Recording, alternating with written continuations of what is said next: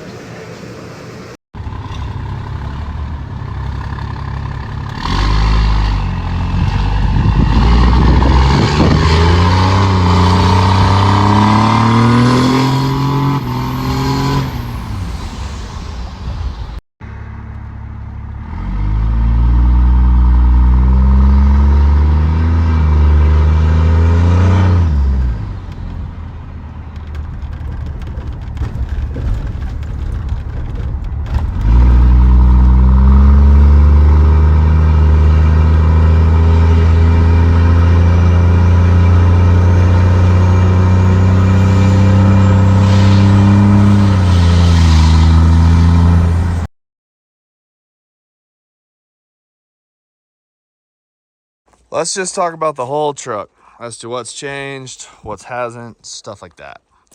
Full 5-inch off a 13 to 18 truck to 10 to 12. It's got 2-inch rough country coils in the front. Front end has recently been redone. Got nice Bilsteins underneath there. Yeah. 6-inch polished tip, polished elbow, 35 1250 20s on 5th gen Midnight Edition stocks. They do not clean very well, so they will be getting sent down and powder coated. Other than that, the outside of the truck stayed the same, other than a nice wash. It needs to get buffed really bad now. But here's where it's changed. This kit I bought from AGP, and this, I pieced it together. This is how I wanted it to be. I should have done a little bit more research on it, but excuse me. Yeah, so here we go. S363 73.83 AR ratio. So I don't know how to really explain the AR ratio, but basically the smaller the turbine housing is, the faster the spool up. And with this already being a small frame charger, small compressor wheels, it spools great. I love this truck the way it sits now. But it needs a little looser exhaust housing. It is starting to push a little bit of oil out of the front seal due to all the drive pressure pushing the compressor wheel down, or the exducer wheel down, or the exhaust side down, sorry. It's got an HX40 downpipe. It's got a either a -10 or -12 oil drain line. It has their oil feed. This kit I bought from AGP with the manifold included. So this is a ATS. Damn, this thing's not wanting to focus at all. ATS manifold. This is a fake pyro for now. We're gonna get that figured out. Get all new wires ran. This coolant bypass is from 05 to 07 late 5.9 manual truck. So on the 10 to 12s, I don't know about 13 to 18s. I only have 10 to 12s or an 09. But you can run their fleece coolant bypass from the 5.9s on these earlier trucks. I'll post a review on how I feel about the coolant bypass. We're having a little bit of problem with it. I think it's mainly the front thermostat, because the rear one's a 180 and it's staying 185, 183. The highest I've seen it get to is 188, and then it drops. But have a fleece hard line coolant line in the back there that goes to the fitting on the lower radiator hose housing. HX40 downpipe. That's probably all gonna get changed again. I plan on redoing some of this. This was just a different route. Only other thing over here is that beautiful blue line. And what that is a FAS 100 with FAS's brand new sump. I still don't know how I feel about sumps. One of my buddies put it on for me while I was out of town. There's the filters and the pump. And then we have just a basic, this is the pillar and gauges out of the white truck. This is the CTS3 out of the white truck. It's not hooked up and it's just poorly ran for now. But other than that, nothing's really changed on the inside. Other than that, that's pretty much it. It has a grid heater delete, sorta. I unhooked the wire and that's about it. But yeah. Okay, let's get to my honest review. Money, sound difference between a 3rd gen swap or a 2nd gen swap, reliability, and maintenance. That's what we'll hit. So hitting maintenance first, the intercooler pipe is a little close to the oil filter to be able to go from the top.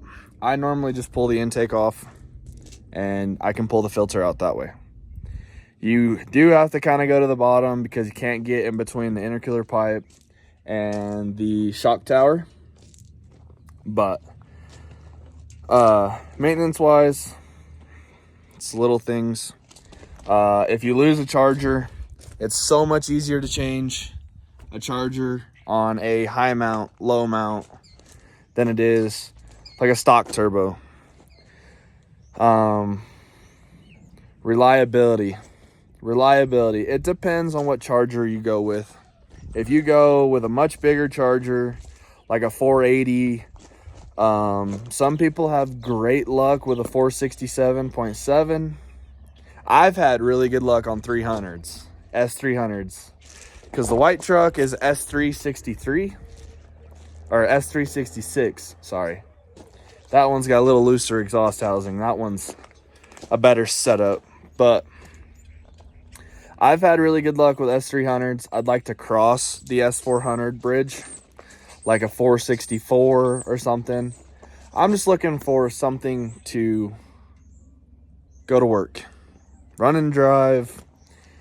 It doesn't smoke. The truck hardly smokes. So it's not like your average smoky 6.7, you know. But other than that, so we got maintenance, reliability. Cost-wise, I'm in at about $3,000 with all the extra parts and pieces that I've bought. I bought like 9 different fucking clamps for it. For the intercooler pipe, I bought like 7 different clamps for the exhaust because I didn't know what I was gonna need. I didn't buy this one as a kit either. Like, I pieced it together on their website. So I didn't know exactly what I was gonna need. I just guessed. But knowing what I know now, I could do a simply cheap, sorry, a simply cheaper second gen swap. Maintenance, reliability, cost, sound. I mean, I got some clips I'll put in the video. It sounds crazy.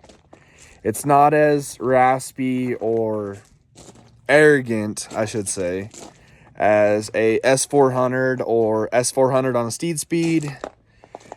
T3 or the 3-piece manifolds don't really have the sound. They sound close to the same until you start hitting the top end, then it kind of flattens out. When you buy a 1-piece manifold, I think those things are just bred to be loud, and it just keeps going. Yeah. Other than that, though, I love it. I mean, I got some videos I'll put in here, and burnouts and random stuff that I've done with this truck for about a year now. Other than that, yeah, trans is still completely stock. Gonna look into putting a valve body in it. Don't know whose valve body yet, but yeah, other than that, pretty much it is what it is. I'll put the dyno sheet in here too. But so now let's talk about the white truck. Where's the white truck been? It officially has the Dodge problem. And I know exactly what you're thinking. You went straight to the transmission. No. Front end. It needs a full rebuild. So it's getting ball joints, tires, brakes, rotors in all 4 corners, shocks. It's getting new coils, sway bar, whole bunch of stuff. Plan on doing a whole big list on this truck. The exhaust, as you remember, it used to have that 6-inch chrome elbow. The exhaust is now cut underneath the cab. I think somewhere in this range, right about here. Because it, yeah, it has got some things that I would like to work out. Exhaust is one of them. Still has paint match besides the front bumper. Front bumper got changed out. I think I traded the painted bumper for the ranch hand that I have over there. And I got a set of Hostiles with it now.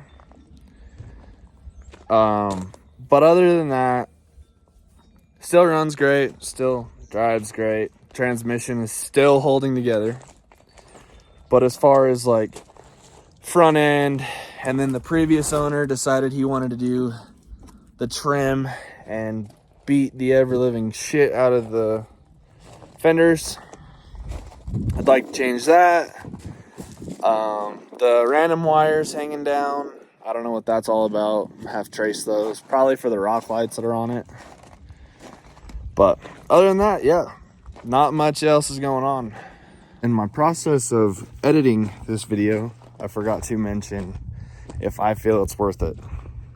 I 100% think it is worth the money. Oh, the 09's back now. But yeah, that'll do it. We'll see you guys on the next one.